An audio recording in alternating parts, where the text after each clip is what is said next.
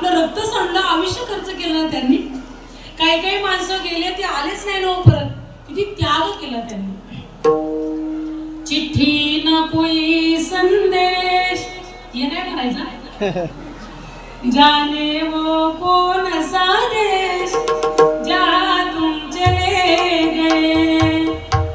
चिट्ठी न कोई संदेश जाने वो कौन सा देश जहाँ तुम चले गए, जहाँ तुम चले गए.